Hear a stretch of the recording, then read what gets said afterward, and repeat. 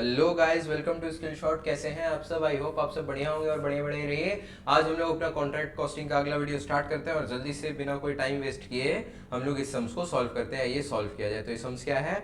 Material है, wages unpaid है, other expenses है, प्लांट सेंट टू साइट है, मटेरियल रिटर्न टू स्टोर है, लाइंग मटेरियल लाइंग अनकंज्यूम, तो जो अनकंज्यूम होगा वो आपका हो जाएगा क्लोजिंग स्टॉक, है ना। मटेरियल स्टोलन है, इंश्योरेंस क्लेम मिला है, स्टोलन पे वर्क अनसर्टिफाइड है, कैश रिसीव है, प्लांट पे डेप्रिसिएशन वगैरह है, एक्सेट्रा एक्सेट्रा। हमारा सारा इन्फॉर्मेशन दिया हुआ है। आपको लिखना कहाँ है? सारा डेबिट साइड में आपको प्रोसीजर पता है, ऑलरेडी लिखने का है ना। सबसे पहले आप लोग क्या लिखो? बाई वर्क इन प्रोग्रेस, है ना।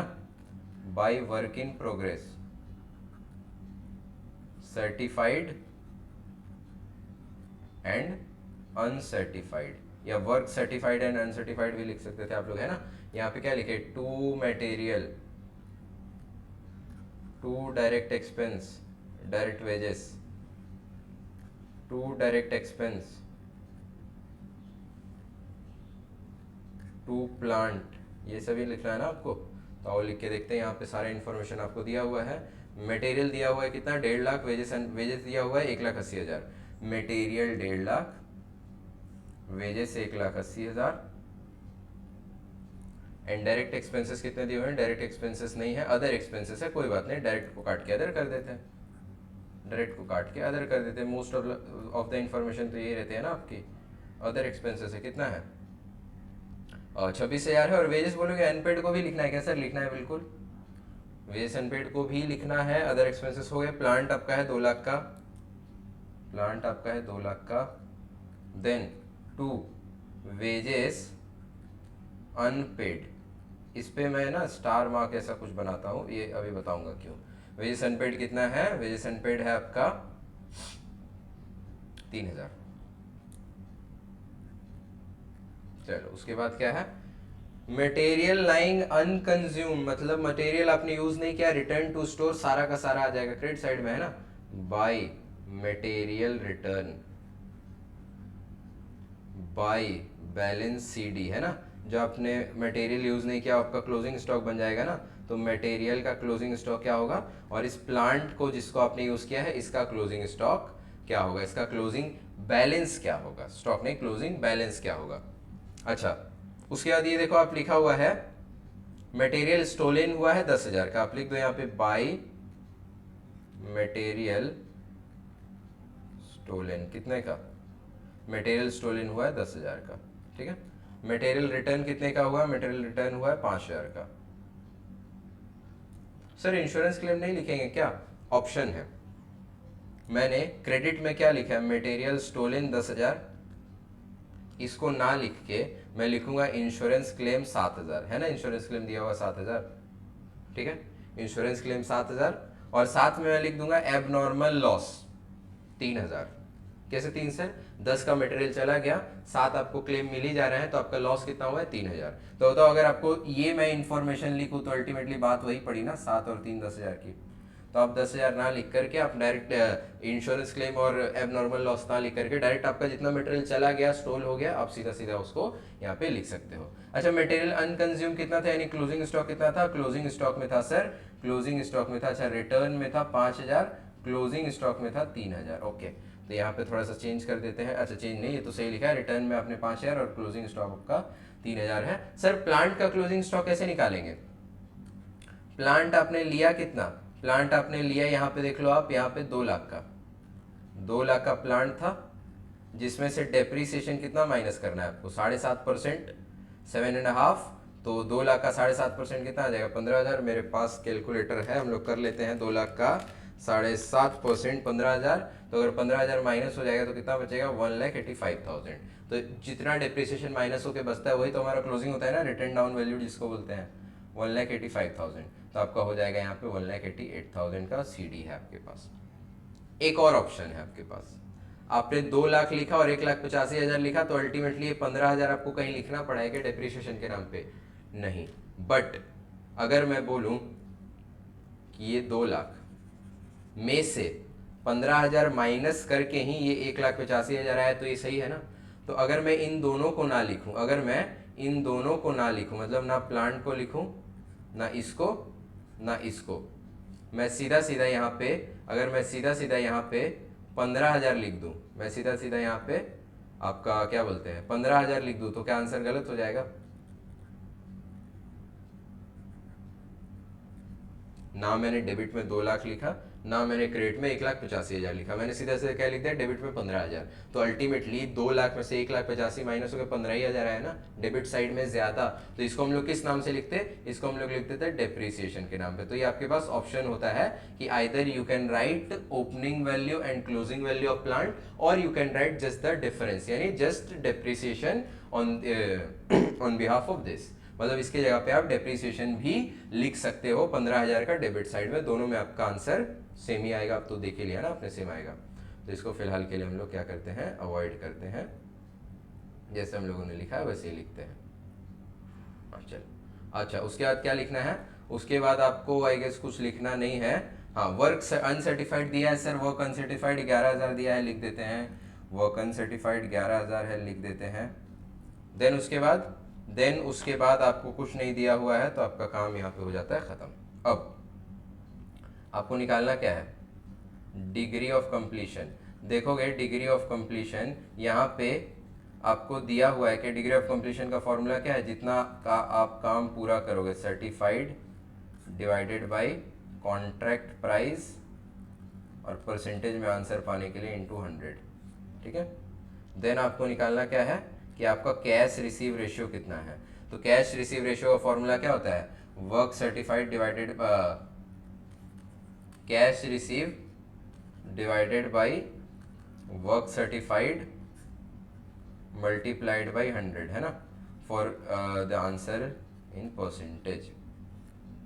अब देखो, आप कैश रिसीव रेशियो आपको दे दिया, कहाँ सर? ये देखो, cash has been receive 90% of work certified, मतलब आपको कैश रिसीव पहले से दे दिया है। कितना परसेंट बोला है? 90%।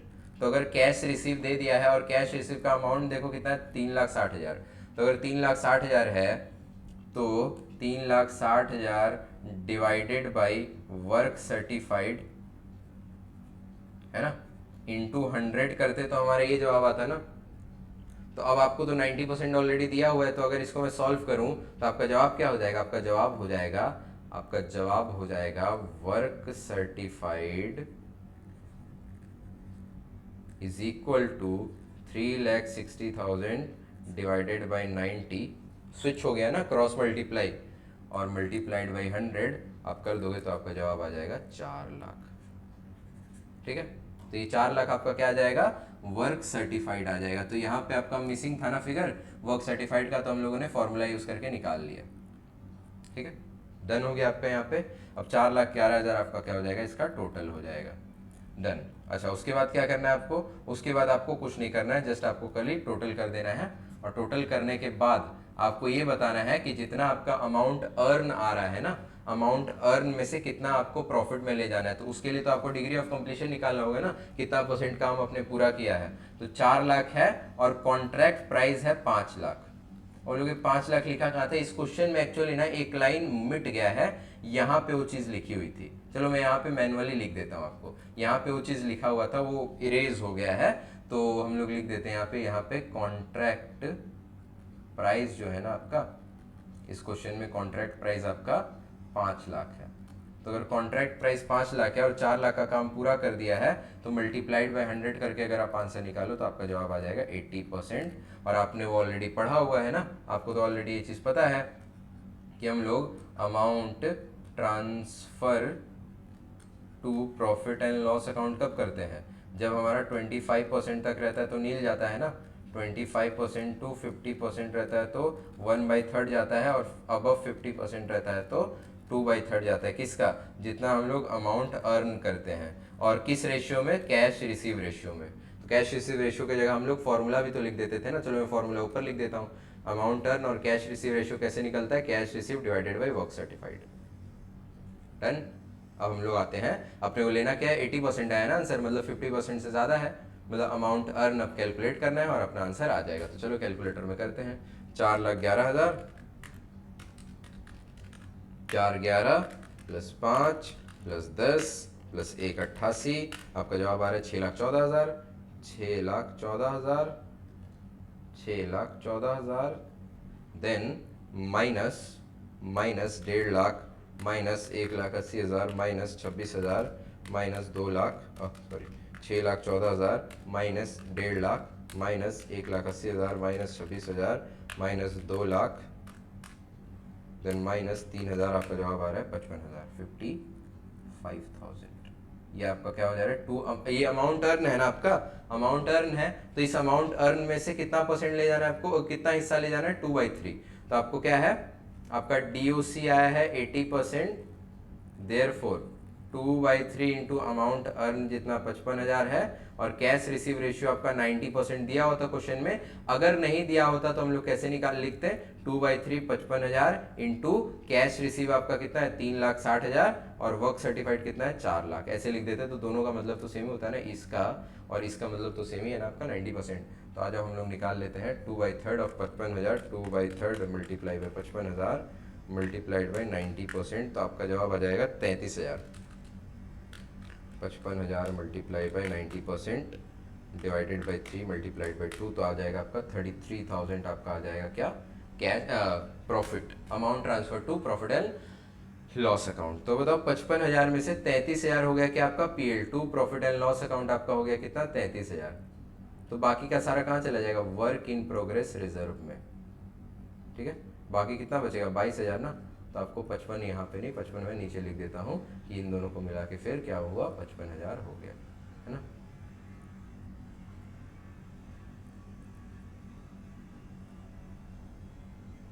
हाँ डन। अच्छा अब करना क्या है आपको, इसमें इसके आगे का वर्किंग नहीं दी हुई थी ना, लेकिन अगर आगे की दी हुई थी तो आप क्या करते, सीधा क्रेडिट वाले सबको उठा के ले आते ना, क्या के ले आते, टू बैलेंस BD किसमें किसमें था, मटेरियल में था और प्लांट में था, और देन क्या लिख देते, टू वर्क इन प्रोग्रेस, है ना। वर्क इन प्रोग्रेस एक सर्टिफाइड और एक अनसर्टिफाइड, 4,11,000, है ना। और प्लांट का मटेरियल का आई था 3,000 और प्लांट का था 1,85,000, तो तीनों मिलके हो गए, दोनों मिलके हो गए थे 1,88,000 और ये हो गया था 4,11,000। ये करते ना, अगर आपको अगले साल का भी बनाना पड़ता तो कंटिन्यू इसी फॉर्मेट में हम लोग इस अमाउंट को क्या कर देते, नीचे उतार के ले आते। अच्छा क्रेडिट में किसको लाते, क्रेडिट में लाते बाई, हाँ ये डेबिट क्रेडिट तो लिखा ही नहीं, हाँ क्रेडिट में लाते by work in progress reserve, कितना 22,000, है ना। अब किसको और किसको लाते, देन यहाँ पे अगेन वही लिखा था 22, सेम जैसे हम लोगों ने लिखा है work certified work uncertified, then इधर में सेम सेम लिखा था। बट ये जो आपने सर बोला था स्टार मार्क, हाँ इसको ही बताना है मेरे को।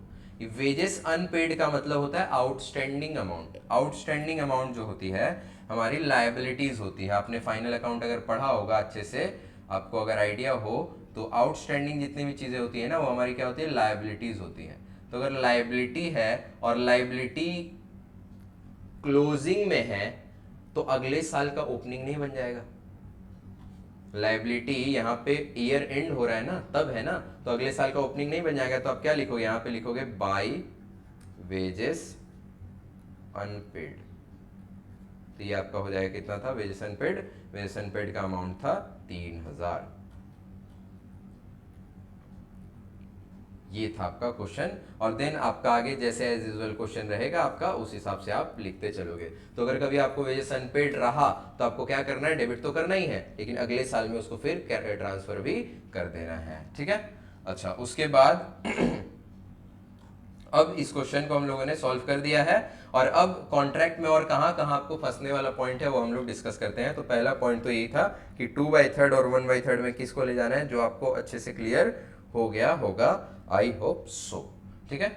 देन आपको पॉइंट क्या देखना है, अब आपको पॉइंट ये देखना है कि अगर अनपेड अमाउंट रहेगा ना, अनपेड वेजेस वगैरह रहेगा, तो वो नेक्स्ट ईयर में ओपनिंग बन जाएगा, ठीक है।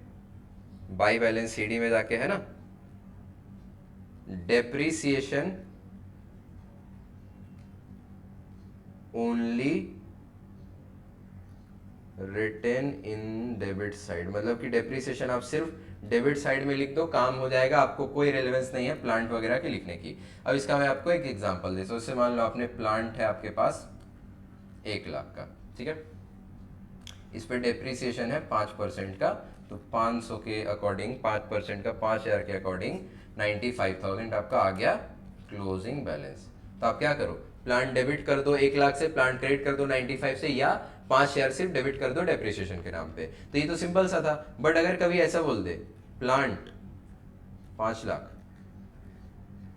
Plant issued to another contract, मतलब इस प्लांट में से आपने किसी और कॉन्ट्रैक्ट में भेज दिया है, कितने का भेज दिया, 10,000 का, ठीक है, 10,000 नहीं, चलो थोड़ा अमाउंट बढ़ा देते हैं, 40,000 का। प्लांट डिस्ट्रॉय आपका हो गया 10,000 का,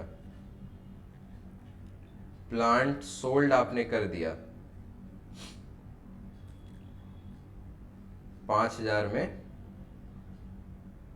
और जबकि वो था 15,000 में, और जबकि वो प्लांट था 20,000 का। मतलब प्लांट की कॉस्ट थी, ऐसे उल्टा लिख दिया मैंने, हाँ नहीं ठीक है, यहाँ पे 20,000 कर देता हूँ। प्लांट आपका था 20,000 का और आपने उसको बेच दिया है, आपने उसको बेच दिया है 15,000 में, ठीक है। देन और इसमें क्या हो सकता है, हाँ बस अब बताओ, अब अगर मैं बोलूँ यहाँ पे डेप्रीसिएशन जो है, डेप्रीसिएशन जो है एट द रेट 5% है, या चलो थोड़ा राउंड ऑफ एकदम सिंपल साइन लेता हूँ 10% है, तो आप डेप्रीसिएशन किसके ऊपर कैलकुलेट करोगे। तो आप बोलोगे सर प्लांट था कितने का मेरे पास, 5 लाख का, कोई नया परचेज हुआ है, नहीं, किसी और कॉन्ट्रैक्ट में भेज दिया ना, चलो डेट भी ले लेते हैं, प्लांट ये मैंने लिया था 1/4/24 को, अनदर कॉन्ट्रैक्ट में मैंने इशू कर दिया है 1 जुलाई को, 1 जुलाई 2024 को, मेरा प्लांट डिस्ट्रॉयड हो गया 1 सितंबर 2024 को, और प्लांट मैंने बेचा है 1 जनवरी 2025 को, ठीक है, ये हमारा डेट दे दिया मैंने। अब तो मेरे को यहां से सिंपली बताना कि प्लांट मैंने अनदर कॉन्ट्रैक्ट में कितने का भेजा, मैंने अनदर कॉन्ट्रैक्ट में कितने का भेजा है, अनदर कॉन्ट्रैक्ट में मैंने 40,000 का भेजा है ना, मतलब मेरे पास प्लांट कितना है, मेरे पास प्लांट है 4,60,000 का, ठीक है। अच्छा मैंने अनदर कॉन्ट्रैक्ट हो गया, मेरा डिस्ट्रॉय कितना हो गया, प्लांट डिस्ट्रॉय हो गया है 10,000 का, मतलब मेरे पास प्लांट कितने का अभी पड़ा हुआ है, 4.5 लाख का। देन सेल कितने का मैंने कर दिया, 15,000 में बिका था, बट था क्या 15,000 का एक्चुअल में, नहीं सर वो एक्चुअल में 20,000 का था, कॉस्ट उसकी कितनी थी 20,000, तो आपको हमेशा कॉस्ट प्राइस माइनस करना है, तो आपका जवाब क्या हो जाएगा 4,30,000। मतलब ये सारा बेच बाज के भेज भाज के मेरे पास एंड में, यानी at the end of the year मेरे पास कितना का प्लांट बचा हुआ है। तो आप जब डेप्रीसिएशन कैलकुलेट करोगे ना, आप जब डेप्रीसिएशन कैलकुलेट करोगे तो इस 4,30,000 पे 10% निकालोगे पूरे साल का, पूरे साल का। तो पूरा साल आपका कब होगा बताओ, 4,43,000 हो जाएगा यहाँ पे पूरे साल का, 12 महीने का। अच्छा डेप्रीसिएशन ऑन ट्रांसफर्ड प्लांट, मतलब जो आपने ट्रांसफर कर दिया था उस प्लांट के ऊपर कितने का डेप्रीसिएशन होगा। मतलब जो आपने ट्रांसफर कर दिया था उस प्लांट को आपने ट्रांसफर कब, कितने का प्लांट आपने ट्रांसफर किया था अनदर कॉन्ट्रैक्ट में, 40,000 का ना, तो 40,000 के ऊपर भी तो डेप्रीसिएशन लगना चाहिए ना, कुछ टाइम तो अपने पास रखा था। तो मेरा ईयर एंड कब हो रहा है, मार्च एंड हम लोग लेके पकड़ रहे हैं, तो कितने महीना यूज किया आपने, अप्रैल मई जून, 3 महीना आपने इस प्लांट को यूज किया है ना, तो उस 3 महीने का आपको क्या देना पड़ेगा, डेप्रीसिएशन देना पड़ेगा। तो इसका हम लोग कैलकुलेट कैसे करेंगे, 40,000 का 10% इंटू 3/12, तो आ जाओ कर लेते हैं, 3/4 का हो जाएगा 1,000 हो जाएगा। अच्छा डेप्रीसिएशन ऑन डिस्ट्रॉयड प्लांट कितना होगा, जो प्लांट आपका डिस्ट्रॉय हो गया उस प्लांट के ऊपर, उस प्लांट को भी तो आपने कुछ टाइम तक यूज किया था ना। कब तक यूज किया था? सितंबर में डिस्ट्रॉय हो गया सर, 1 तारीख को, मतलब आपने उसको अगस्त तक यूज किया था ना। तो इस 10,000 के प्लांट पे 10% के रेट से अगस्त यानी अप्रैल मई जून जुलाई अगस्त 5 महीना, यानी 5/12 का इंटरेस्ट तो लगेगा ना। तो इसका अमाउंट निकाल लेते हैं, 10,000 मल्टीप्लाइड बाई 10% मल्टीप्लाइड बाई 5/12, तो आपका जवाब हो जाएगा 417। ठीक है। और depreciation on sale of plant कितना लगेगा बताओ? Depreciation on sale of plant कितना लगेगा? बोलोगे सर 15,000 में बेचा है, कॉस्ट कितनी थी? 10% के हिसाब से बेचा कब है? जनवरी 25 में, मतलब यूज कब तक किया? दिसंबर तक। तो दिसंबर तक किया, तो आप बताओ डेप्रिसिएशन कितने महीने का? 9 महीने का लगेगा ना। अप्रैल मई जून जुलाई अगस्त सितंबर अक्टूबर नवंबर दिसंबर, 9 महीने का डेप्रिसिएशन लगेगा 9/12 करके। तो 20,000 पे 10% के अकॉर्डिंग 9/12 का हमारा डेप्रिसिएशन आएगा 1,500 रुपया हमारा आ जाएगा अमाउंट। अब बताओ टोटल डेप्रिसिएशन कितना हुआ? जो चीज आपके पास एंड तक थी उसके ऊपर 43,000 है ना, जो एंड तक था उसके ऊपर 43, जो ट्रांसफर कर दिया उसको कितना महीना यूज किया था? 3 महीना, तो 1,000, इसके ऊपर 417, इसके ऊपर 1,500, इसका 1,000 ही आएगा ना। 40,000 का 10% इंटू 3/12, हाँ बिल्कुल 1,000 आएगा, 1,500। तो आपका टोटल डेप्रिसिएशन कितना बना? टोटल डेप्रिसिएशन कितना बना? तो आप बोलोगे सर टोटल डेप्रिसिएशन आपका हो गया 43,000, 1,500, 417 प्लस 1,500 प्लस 417 प्लस 1,000, हाँ, तो आपका टोटल डेप्रिसिएशन बना 45,917। 45,917 रुपए का आपका टोटल अमाउंट ऑफ डेप्रिसिएशन बना है। ठीक है, ये आपका। अब बताओ आप क्या करोगे? सीधा सीधा कॉन्ट्रैक्ट अकाउंट के डेबिट साइड में टू डेप्रिसिएशन 45,917 लिख दो। आपको ना ट्रांसफर लिखने की जरूरत है, ना सेल लिखने का जरूरत है। इन सारे पॉइंट्स को अवॉइड करो और सीधा एक अमाउंट उठा के डेप्रिसिएशन लिख दो। जैसे मैं बोला ना, आप ओपनिंग बैलेंस भी लिख सकते हो, क्लोजिंग बैलेंस भी लिख सकते हो, बट अगर आपको इतना सारा अमाउंट दे दे तो आप ओपनिंग क्लोजिंग के चक्कर में कंफ्यूज क्यों हो? आप सबका सेपरेट डेप्रिसिएशन निकालो और उसको सीधा डेबिट में लिख दो। ठीक है। अच्छा, इसमें एक और पॉइंट भी ये भी ऐड कर सकता था, प्लांट परचेज 1/8/2024 को 8 लाख का, मतलब मैंने एक और प्लांट परचेज किया है 8 लाख रुपए में। तो जो परचेज्ड प्लांट है, एक प्लांट मेरे पास पहले से था, उसका तो पूरे साल का लगा, लेकिन परचेज मैंने कब किया है? 1/8/24 को ना, 8, 9, 10, 11। तो यूज कितने महीना करूंगा? 8, 9, 10, 11, 12, 1, 2, 3 यानी मार्च तक, यानी 8 महीना। तो 8 लाख पे 10% के अकॉर्डिंग 8 महीने का डेप्रिसिएशन कितना आएगा? तो 80,000 पे 8/12 अगर मैं करूं तो आपका जवाब आ जाएगा 53,333। एंड देन आपका आंसर कितना आ जाएगा? देन आपके टोटल डेप्रिसिएशन हो जाएगा, आपका टोटल डेप्रिसिएशन हो जाएगा 53333 प्लस 45917। देन आपका टोटल डेप्रिसिएशन हो जाएगा 99,250।